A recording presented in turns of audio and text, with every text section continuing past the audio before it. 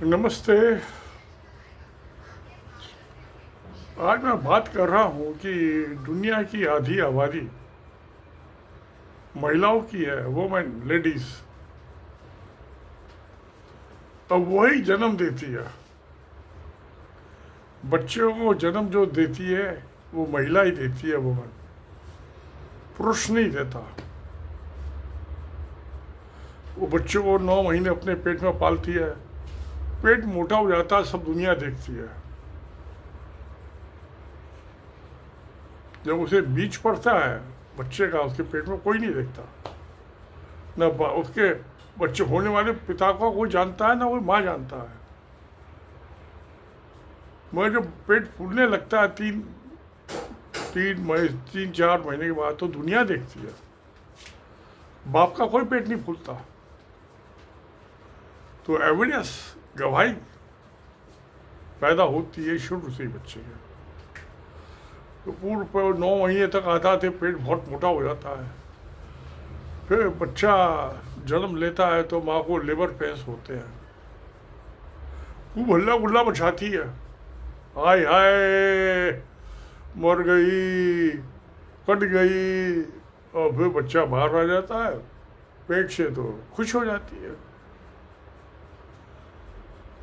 तो बच्चे को पेट में पालना, जन्म देते टाइम हल्ला मचाना, उसके बाद बच्चे को दूध पिलाना, अपना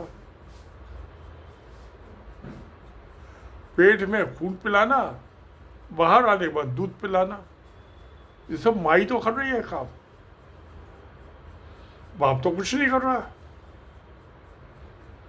सो कार्ड उसका ना कोई चश्मिश गवाह है, ना कोई आई विटनेस है।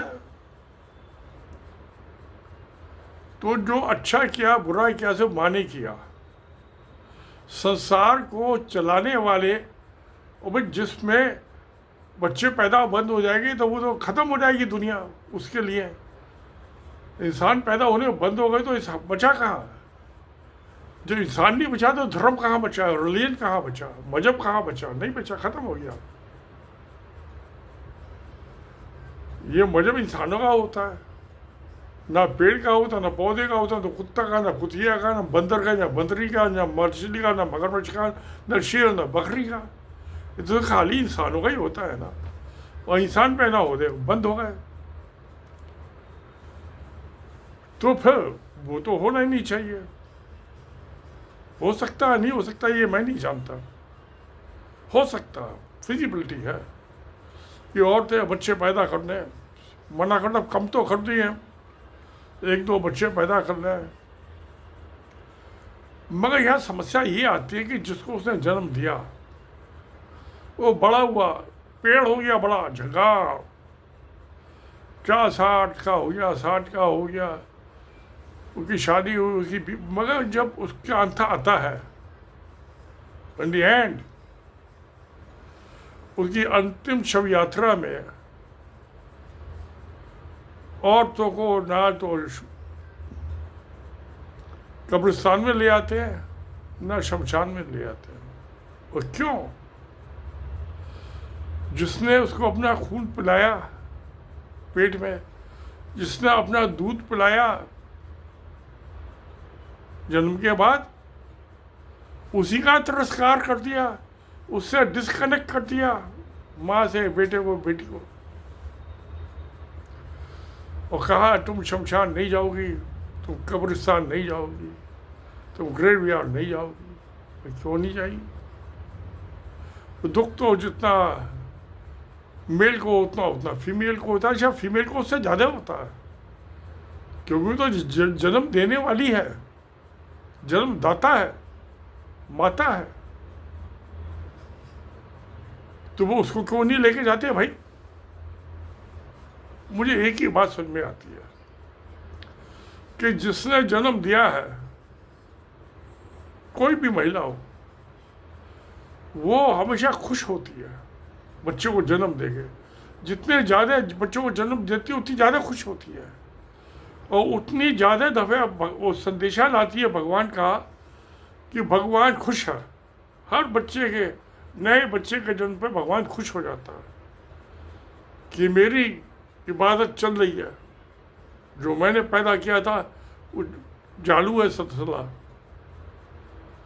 तो जो जन्मदाती है, माँ है, उसको कभी दुख ना देखना पड़े जिंदगी में, वो हमेशा खुशी खुश देखे।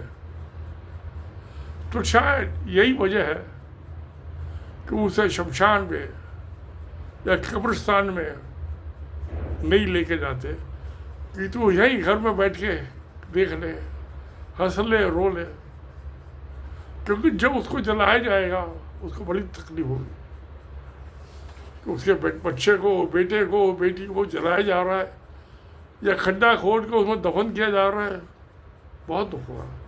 उससे ज़्यादा कोई नहीं दुख होता है, क्योंकि तो जन्म देने वाली है, जन्मदाता, तो उसको कभी दुख ना देखने पड़े, उसका आई विटनेस ना बनना पड़े, चश्मदीद गवाह ना बनना पड़े, इसलिए उसको शमशान में या कब्रिस्तान में या ग्रेवयार्ड में लेके नहीं जाते हैं। मुझे याद है मैं जब सर्विस में था, IGBT में ऑफिस होता था, ये वहाँ निगम बोध घाट है दिल्ली में, वहाँ उस जमाने में तो मेरे यहाँ पर 7-8-10 प्लेटफॉर्म थे जिसपे चिताएं जलाई जाती थी। अब तो मैं गया था कोई 5-6 महीने पहले, तो 27-28 या 30 प्लेटफॉर्म हो गए जिसमें मुर्दे जलाए जाते हैं। तो क्या होता है, लंच टाइम में मैं तो उसमें खाना खा के जाता था, जो जाड़े के मौसम में ठंड होती है दिल्ली में काफ़ी, तो शमशान पे चला जाता था, वहाँ मुर्दे जलते थे, जवान भी औरतें आती थी, बूढ़ी भी आती थी, खूबसूरत औरतें भी आती थी, बदसूरत भी आती थी, आदमी भी आते थे। तो मैं तो मेल हूँ तो मैं ही नहीं कहा, तो फीमेल पे जाएगी ना, जो ब्यूटीफुल पे जाएगी, जो गोरी चिट्ठी हो। देखता रहता था तमाशा, आग जलती थी, ठंड कम हो जाती थी, उसमें धूप और अगरबत्ती, सामान सामग्री और देसी की जलाते, उससे खुशबू भी बहुत अच्छी फैलती थी। तो घूमता रहता था वहाँ शमशान में, कभी बेंच पे बैठ जाता था और देखता रहता था मुर्दों को जलने का आनंद है। तो मैं तो मेल हूँ तो मैं तो आनंद ले सकता हूँ, मैं फीमेल नहीं ले सकती वो आनंद। उसके लिए शौक नहीं हो सकता कि शमशान पे जाके और जलते वो मुर्दों को देखे, नहीं हो सकता। मैं तो नहीं समझता। दोस्तों, आपकी क्या राय है? Please right in comment box. तो ये तो यानी एक किस्म की मेरी हॉबी का पार्ट रहा। फिर मैं क्रिश्चियंस के भी कब्रिस्तान पे जाता था, वहाँ बड़े टैबलेट लगे हुए होते हैं, इसमें ईसाइयों की हर कब्र को, ये किसकी कब्र है, कब मरा ये। तो कुडिसिया गार्डन के सामने क्रिश्चियंस का ग्रेवयार्ड था। पहला तो था जो GPO है दिल्ली में, उसके पास, वो मुगलों का टाइम का था वो। उसके बाद जब ये कैपिटल शिफ्ट हो गई 1911 में कलकत्ता से दिल्ली, तो ये कुडिसिया गार्डन के सामने नया क्रिश्चियन का ग्रेवयार्ड।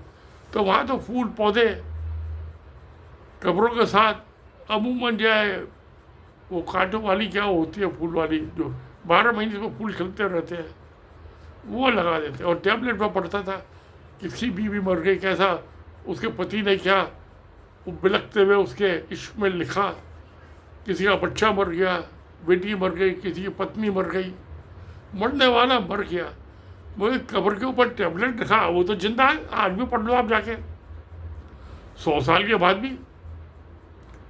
बड़ा आनंद आता था क्रिश्चियंस के, ईसाइयों के ग्रेवयार्ड पे जाके, और हिंदुओं के कब्र, ये शमशान पे जाके।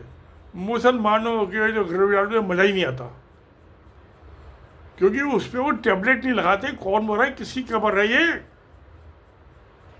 उसका आशिक कौन था, कौन प्रेमी था, पता ही नहीं चलता। तो ये तो जो है, मैं समझता हूँ टूरिस्ट जो आते हैं, देसी हो चाहे हिंदुस्तानी हो चाहे बाहर के मुल्कों को, उनको एक ये ग्रेवयार्ड्स का, शमशान का तो एक टूर लगवाना चाहिए। कुदसिया बेगम तो 300 साल, बल्कि शायद 350 पौने 400 साल पहले मर गई। गार्डन अभी भी है, और उसका मकबरा तो पता नहीं, वहाँ मस्जिद भी है, पता नहीं, हो सकता है उसकी कब्र हो, हड्डियों का कुछ पता नहीं चलेगा। तो प्यारे दोस्तों, महिलाओं को क्यों नहीं ले जाते शमशान पे, ग्रेवयार्ड पे? उसकी वजह ये है कि वो जन्मदाता है। जन्मदाता को कोई दुख ना देखना पड़े, इसलिए नहीं लेके जाते। तो फिर यही सच्चाई है जीवन की। तो सत्य में जयते। नमस्कार, धन्यवाद।